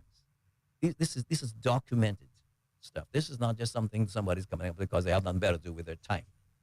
These are realities. And so I keep thinking what this person said, the perception is that marijuana is safe to use. Maybe that's why we're going down this path. I mentioned before, and I don't want to forget that. The media, to your point, I'm sure has a lot to do with it. Yeah, the media, and out there. Legalizing pot has grown rather than reduced the black market. Did you know that statistically? Because people say, if you legalize it, no. What has happened? Places like state of Oregon, one of the first to legalize it. It hasn't stopped the black market. It has sort of made the black market flourish. Right? This is statistics, this data from 2021. And I think the most distressing link between marijuana consumption is that between that and teenage suicide. Here it is, gentlemen, and those listening. According to the Colorado state statistics, cannabis was found in some 42% of teens who had taken their own lives. Now that is a rate nearly twice of that of alcohol and 4 times that of other substances. Significantly, Colorado consistently ranks among the worst states in terms of suicide rates. So, is it a coincidence, or is there a correlation? Or if there's a correlation, has anybody seen it and understood it? And I mean, time is running out on us, I know. But I just wanted, these are some of the state, if my people, my elected representatives had done the research and brought this out, I mean, they have access to more than this. Yep. Put this kind of information, and if you have anything positive, any positive spin on the benefits of ganja, put that out there, and then people can make a decision. But instead, we're supposed to go blindly down there and sort of decide, eeny, meeny, miny, mo, I'll catch this one and let it go, or whatever the case may be. I'm sorry. I don't sound like a pastor today. But it irritates me that the people that have the power and get paid to make decisions are asking, they're devolving their responsibility down to the rest of us to make these huge, monumental, yes, there's some people who love for ganja to be available all the time. But they don't care about the young people. Well, they don't care about the suicide rate. If I may, I'd like to say a couple of things. I mean, one is, and I promised that I wasn't going to jump on the cruise issue because I wanted to give you gentlemen a chance to just go ahead and say your stuff. And so for the benefit of those persons listening who's probably saying, why is Ellio not challenging these people? It is deliberate. But I do want to ask a question because as I'm hearing you talk, for example, when you mention some of the things on cruise tourism, one of those things, again, being even in respect to how the referendum is being held and the fact of why isn't leadership leading. I'm in agreement. I also like the quote that you gave in relation to cruise tourism, and if you could give it to me again, I would really like, because I want to record the author as well, where you talked about environment and people being considered. And I say all of that to say that I agree with your position on marijuana, and it's interesting that we do agree, but I will stress that we do not agree on the issue of cruise tourism. But here's my question, particularly in relation to that quote about considering environment and the people, is that if I listen to your comments in relation to marijuana, there is clearly consideration about the people and the effect it will have on people as it relates to marijuana. There's no mention about economics in terms of maybe who would benefit on farming, but there's concern about the people. And I'm inclined to point in that direction. But I'm wondering why I didn't hear that same level of concern about people when it came to cruise tourism. But let me say this. You missed it, Ellio. Okay. You missed it. It was too nuanced. I was too subtle on it. Think about it. You cannot do anything to the planet, good or bad, in terms of modifying planet Earth that is not going to somehow affect people. It may affect them beneficially or negatively, right? So the point that the author was making is care for people cannot be separated from care for the planet. And they're saying that this is not one or the other. You have to have that in your head. If I'm doing something to my planet, it's going to affect people. Now, our hope, of course, is that we're doing things to our planet, we're actually going to benefit people. But many times we never find out that we were wrong until nature kicks us in the teeth. So that's maybe I should have been a little sure, and I would just say interestingly, and I'm giving it to you very bland. I would just say very interesting, your examples that you gave was things such as the beach being eroded, and in this particular case, you quite rightly even pointed out that it was because of the infrastructures we had built along the beach. And I would say in caution that I'm not necessarily sure how you join that possible correlation between beaches taking place as a result of infrastructure that we have built specifically for still with visitors, as to how you see that being perfectly correlated with the construction of a pier. I can say something about it, but Mario's been patting on my left shoulder. You tag him in. Yeah. I think the fact that you said about we haven't mentioned the people in the cruise issue, that is really not not correct, because I did talk about the businesses and about the jobs and people who are involved in the tourism sector that cater to cruise ship people. What I wondered about was the net impact, whether it's positive or negative. And I also said without information, we really can't judge what the real impact could be. So I think that it goes back to the fact that information has been so sparse. The government, and particularly the Deputy Premier and the Minister for Tourism, has been out there with this narrative that let's do this thing because if we don't get a yes vote, we're not going to be at the table. Nobody has said that definitively, that if we get a no vote, what's going to happen, or a yes vote, what's going to happen. I asked the question at the Chamber Economic Forum, or RF Forum, a couple of months ago to a representative from Disney Cruise Lines, and he's part of on the table with other cruise lines. What will happen if you get a yes vote or no vote? He said, well, I can't say because I'm in public affairs and we haven't discussed it. So there's really not a definitive thing about what they will do. We have to do what's right for us and negotiate with them and to look at the facts, evidence, and data. Well, we're going to move on to the other question, but I just 1 minute remaining. But I just want to say this. As I listen to Pastor Al, for example, I think he has, and this is not to discount you, Mario, but he clearly has a bright mind, and I think that our minds are working very similar because I'm taking the same position that he takes, for example, in relation to marijuana. And that's why I would welcome you, gentlemen, perhaps another day we could have this discussion where we can have a bit more dialogue. Sure. Because I would like to believe that if we are not reaching the same conclusions on cruise tourism, it is not because the good little gentleman doesn't have a great mind. I think maybe he just needs some additional information. Well, we thank you all for those comments at 30 seconds remaining. Unless I heard something completely different, it's a definitive no on the question of the decriminalization for both Mario and Pastor Allison. Yes or no? You're correct. It's a no all right. for me. Austin, the PAC government started this thing with this referendum question. The UPM brought it. The PPM enabled it. And the people are going to stop it. No. All right. No. Moving on to the third and final question when Straight Talk returns right here on Bobo. BBC News. BBC News. World news from the BBC. Violent clashes. Thick black smoke. A tremendous legal victory. Crucial elections. Destructive wind. A search and recovery operation. A race against time. An imminent threat. Flying a drone over a rival team's training session. Whatever is happening, wherever it's happening, catch up with the latest news bulletins from the BBC. The home of the BBC World Service. This is Bobo FM.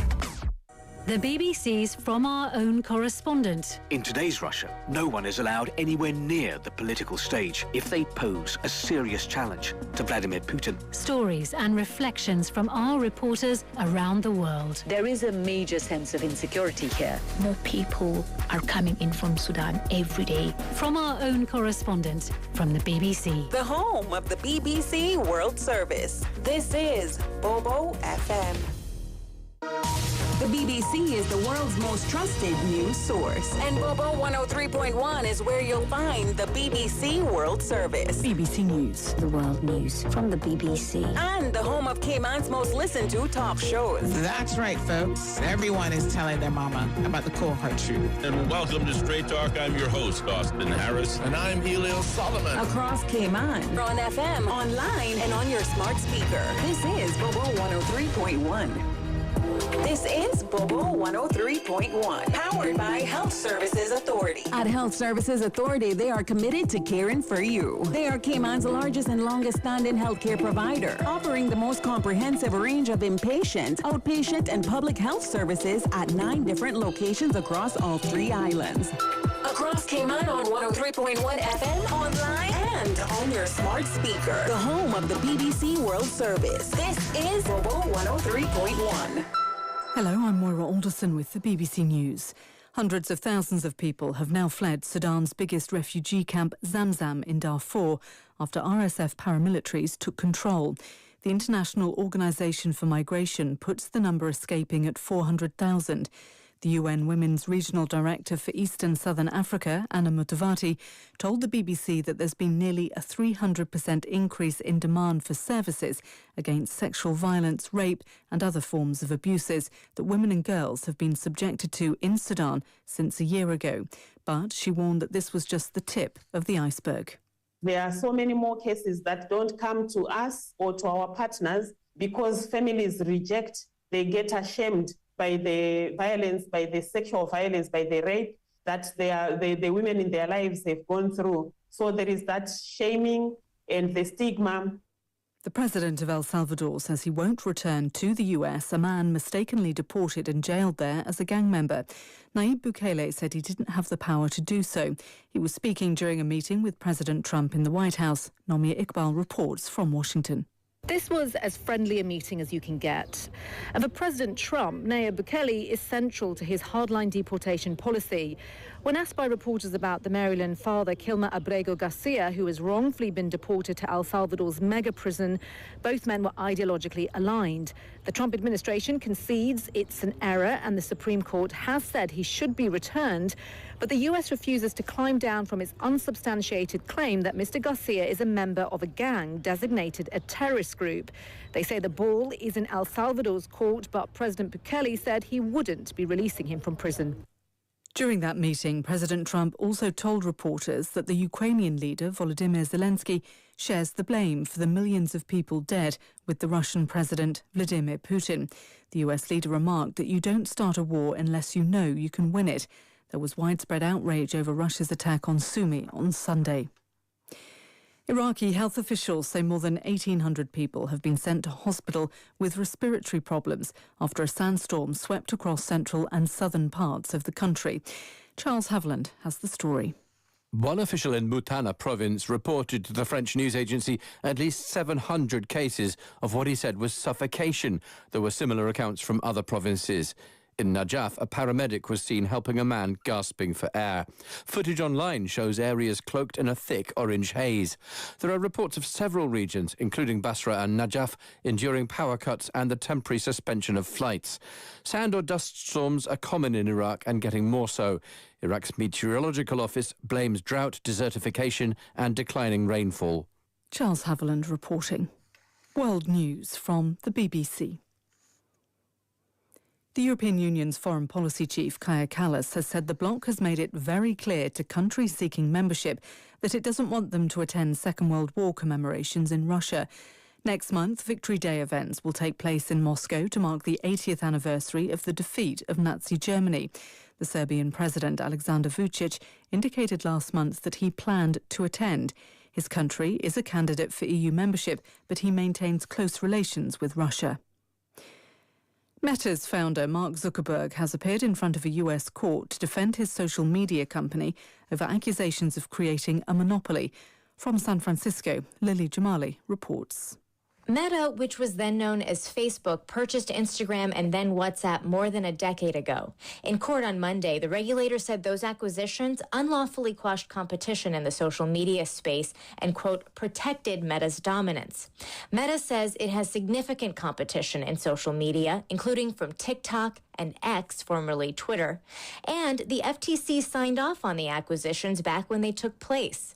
The FTC's case against Meta was brought during the first Trump administration. If the commission proves its case, Meta could one day be broken up by spinning off Instagram or WhatsApp or both. More than 50 people are now known to have been killed in an attack by gunmen in Nigeria's Central Plateau state.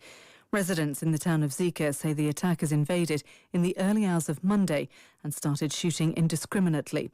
Women and children are reported to be the main casualties. The American rapper Sean Diddy Combs has pleaded not guilty to new charges in his long-running sex trafficking case.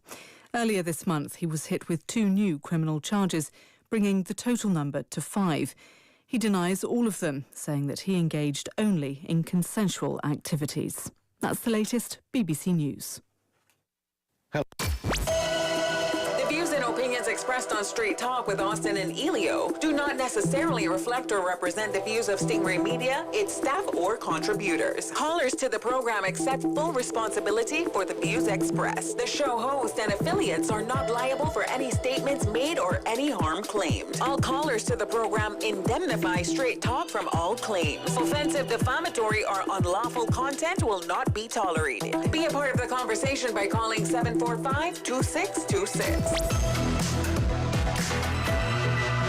Now, here's Straight Talk with Austin and Ellio on Bobo 103.1. And welcome back, man, to more Straight Talk here on Bobo 103.1 FM as we continue our conversation, our primetime conversation on an examination on the 3 referendum questions that will be asked on Election Day with our 2 distinguished guests in studios. Pastor Alison Ebanks and our very good friend Mario Ebanks are in studios, and we are engaging in, I think, some very interesting, informative, and certainly high-level dialogue. We want to move on to the 3rd and final question as it relates to national lottery, but given we were just ending on cruise tourism, there is a question from the listening audience that I will put to our guests. Good evening, Austin and Ellio. I love your show. I'm listening to Mario Ebanks, and it's so bizarre to hear him speak like this. His statements are so disappointing. He attended several meetings, asked thoughtful questions, and has all the info he needs to support the referendum to advance cruise berthing infrastructure. To hear him advocate otherwise is simply unwise for an unintelligent businessman and simply confusing for many who trusted his words and look at him as a voice of reason and support.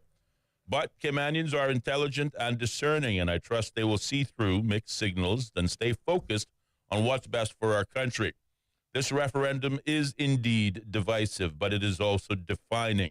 The consequences of standing still are significant. I only hope that those who truly understand the stakes will vote yes to support cruise tourism, protect livelihoods, and ensure Cayman continues to thrive. I hope you have the chance to read my note on your show. Well, we certainly did. We thank you for tuning in, and as always, we thank you for your feedback. As Mario, that question was, our statement was largely directed at you. Do you wish to offer a comment? Please, thank you, sir. All right. To me, data matters, evidence matters, and facts matter.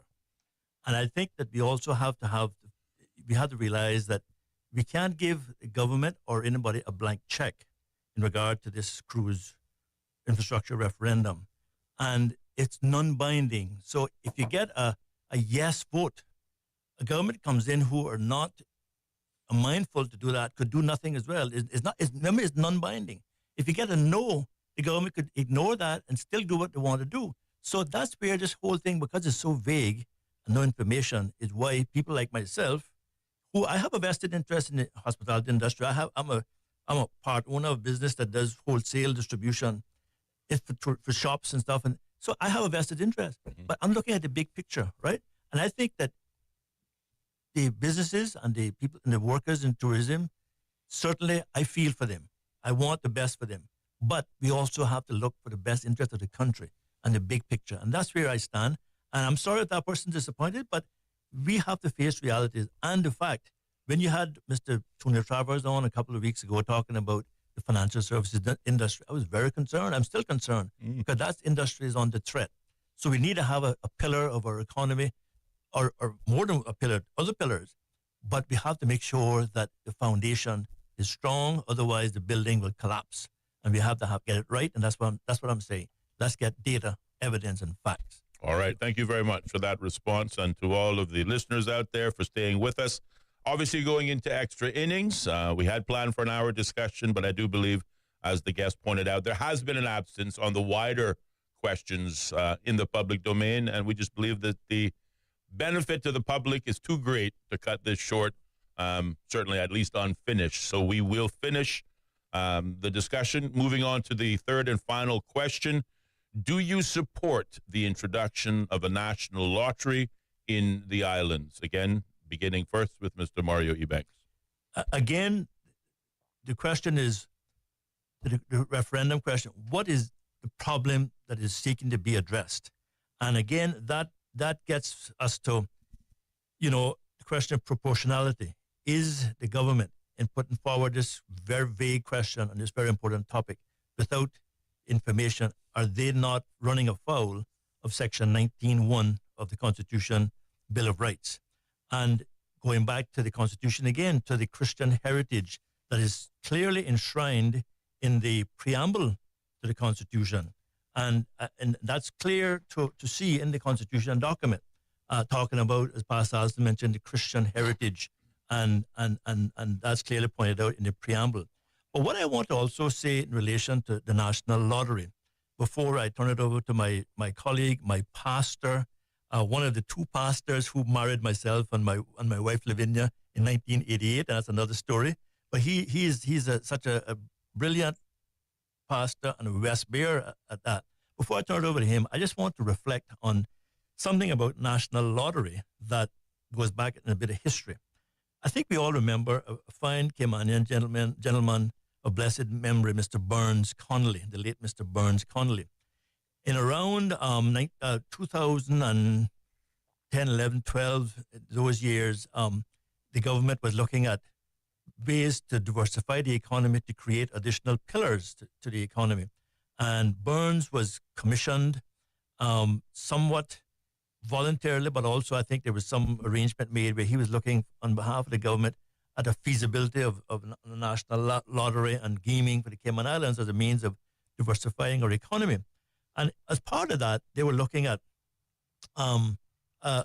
lottery, and they had a proposal dated, and I have the document right here, dated the 7th of July, 2010, from a company called GTEC Corporation, GTECH.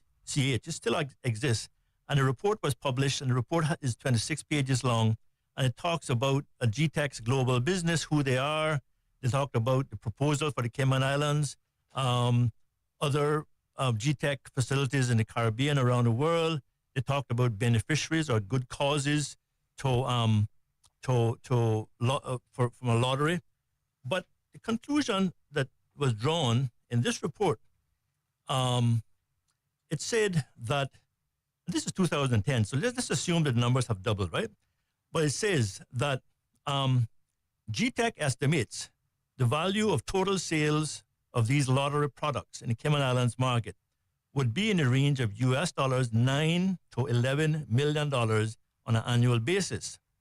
Assuming the annual sales of 9 to 11 million, the government would receive funds in the region of $1.2 to $1.4 million from the lottery on an annual basis once fully operational. So let's assume that's doubled now in 2025.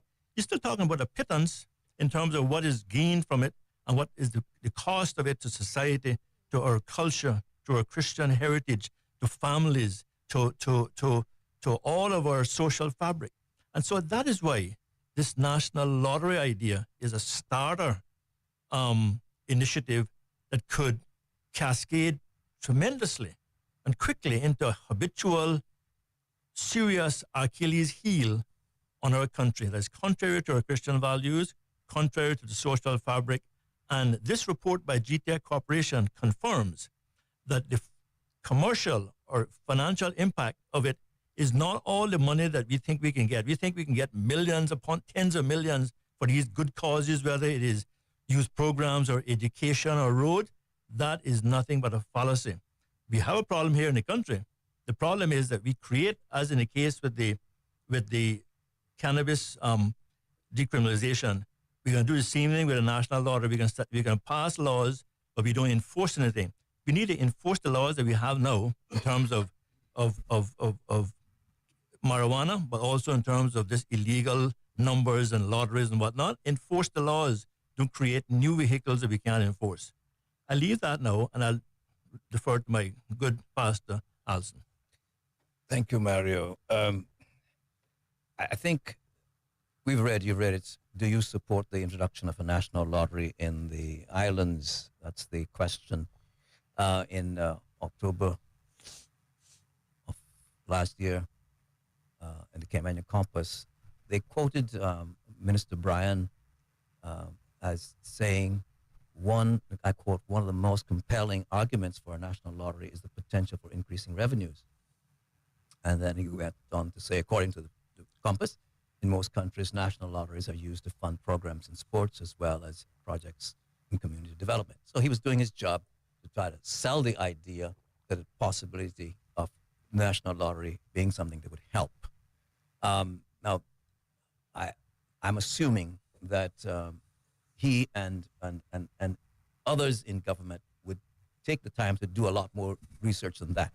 So they would dig down to see, okay, if these are the, quote, positives, what are the potential negatives? Mm-hmm. Let me tell you one negative that he and probably others don't know. And this is not Alson's making it up because he has nothing better to do with his time. 8 studies from the United States reported that gambling has the distinction of being the addiction with the highest suicide rate. Gambling has the distinction of being the addiction with the highest suicide rate. So you have a gambling disorder, GD, gambling disorder.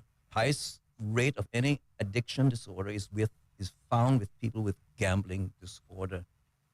And you have so many of them, and the studies are there. The numbers who have attempted suicide, the numbers that have the ideation about suicide because of all this business, suicide attempts. This is not. We're talking about people's lives, just like the one about marijuana. We're talking about people's lives, and there's a comment. I like this comment. This was from a Breakpoint article. That's Chuck Colson, of blessed memory, is gone on, but it is an institute that has survived, and these people dig down deep into stuff. And the author says, it is not the government's job to incentivize risky behaviors for financial gain. Can I say that again to anybody who happens to be potential or present government? It is not the government's job to incentivize risky behaviors for financial gain. If government is going to say, we can do it, then how can they condemn somebody who does the bad things in order to make money? Put it in simple terms.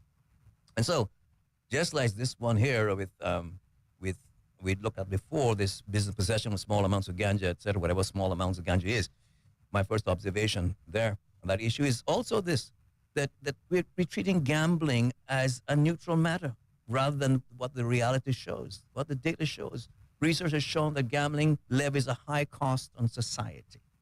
I just said, highest rate of suicide. The financial burden associated with gambling in state lotteries, according to research, 1991, fell disproportionately on the poor.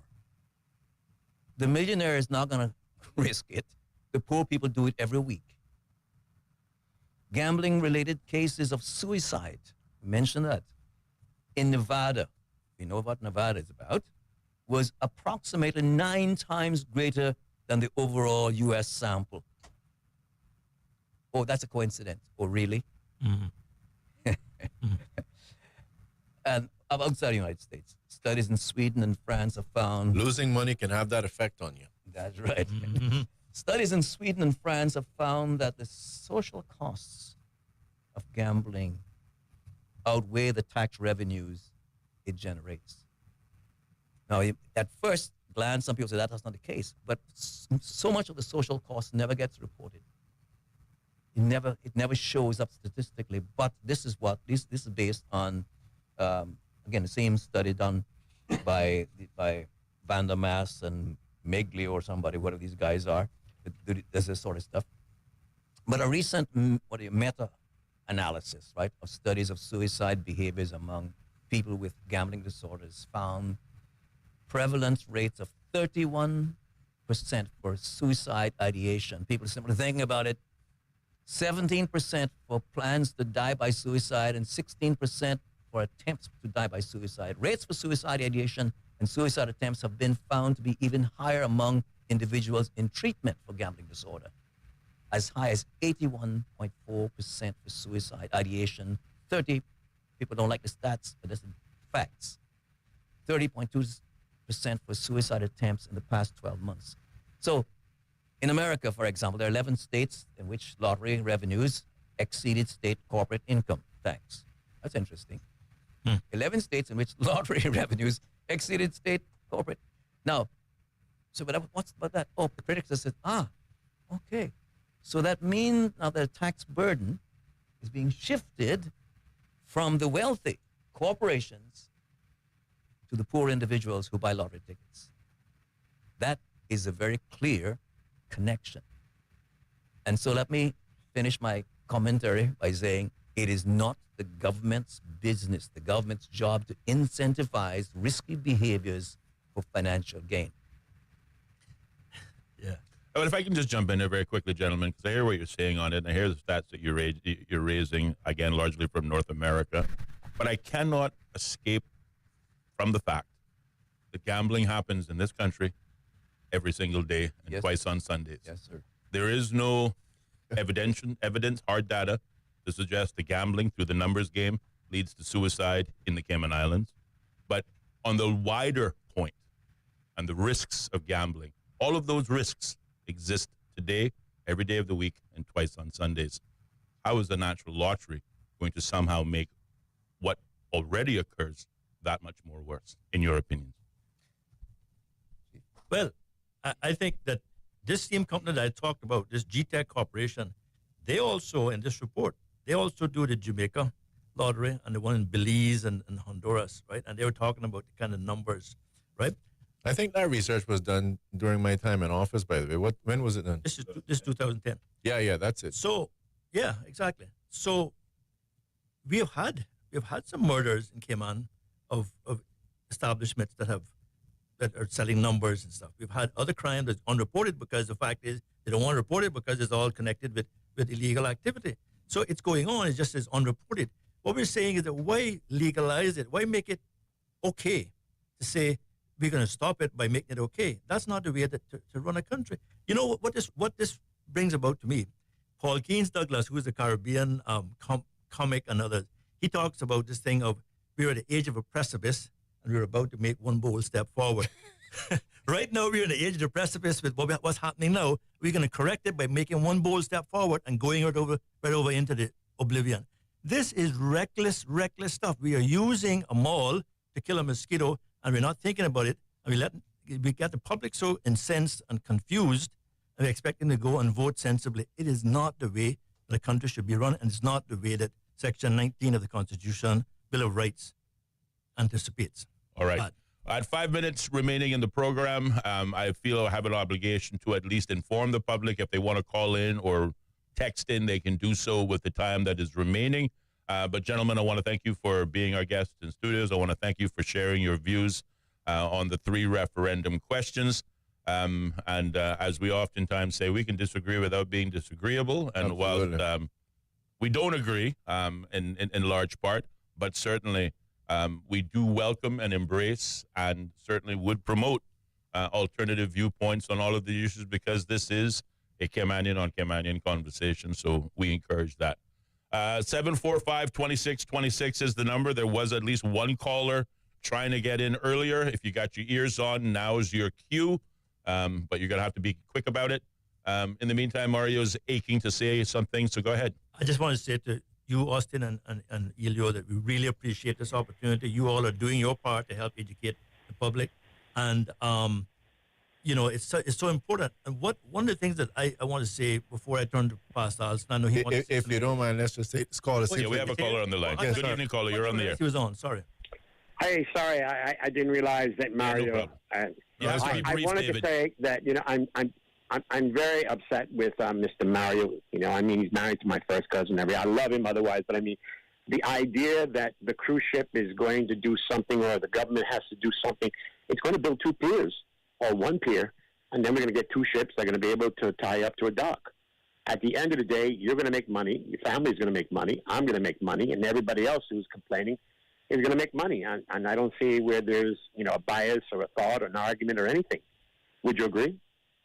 All right. Thank you, caller, for those comments. I have to cut you short there because we are running out on time. An opportunity to respond. You have 3 minutes, 20 seconds remaining, so I'll let you use it how you best can. I'm going to go with a secular commercial issue, not Pastor Alston to do the other religious or cultural or other issues. I think we need a long-term plan and vision for this country to anchor all these projects on. We cannot be running a country with all this kind of ad hoc, half-baked proposal. We need a long-term plan. And the case that we had, remember O.J. Simpson's trial, the infamous trial of O.J. Simpson, where his lawyer said, if the glove doesn't fit, you must acquit. I would say to the Caymanian voters in the referendum, those 3 questions, you have to make sure that you ask the tough questions, get the data, get the evidence, set the measurements, and hold the government accountable. But if it doesn't fit, you must acquit. In other words, you must vote no. And I am voting no on the cannabis and the lottery.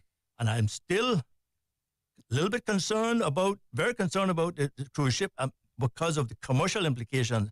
But I'm still very worried about the long-term impact and the sustainable development of our people as a result of doing a half-baked proposal. I thank you. I thank you as well. Pastor Ebanks, a minute, 30 seconds. Yes. I'll see how fast can I talk. Okay. There's a statement that many people misquote, and that the statement that they misquote is this. And they say the love of money is the root of all evils. But that's not what the scripture actually says. It says the love of money is a root of all kinds of evils. There are some things that have nothing to do with money that are evil. And I think when you look back at in the Old Testament, God says, if my people who are called by my name will humble themselves and pray and seek my face and turn from their wicked ways, then I will hear from heaven and will forgive their sin and heal their land. I want God to forgive me of my sin sometime of not being involved enough in what's going on in my country. But the covenant promise that God made to his covenant people, Israel, that was centuries ago. We're not Jews, but we still serve the same God. And I think maybe some of our wicked ways we might not think that they are, because sometimes we're so subjective. But I can assure us that God is interested in how we respond to all three issues that comprise the referenda that we can and should respond to. He's interested in the individuals whose lives and health and future will be affected by the use of or the abuse of marijuana. He's interested in the person who is bound by gambling addiction and the families of those who are destroyed by that addiction. And he is interested in how we steward the finite resources of our natural environment, both marine and terrestrial. When God made it, he said it was good. Now, it's not so good right now because man is 15 the main seconds. culprit, and we've messed it up. And so may God forgive our sins and heal our land, beginning with me, so that I don't make choices that cause further damage to the treasures of our people and our natural environment. The home of the BBC World Service, the most trusted news source in the world. This is Bobo 103.1. The following commercial messages are brought to you exclusively by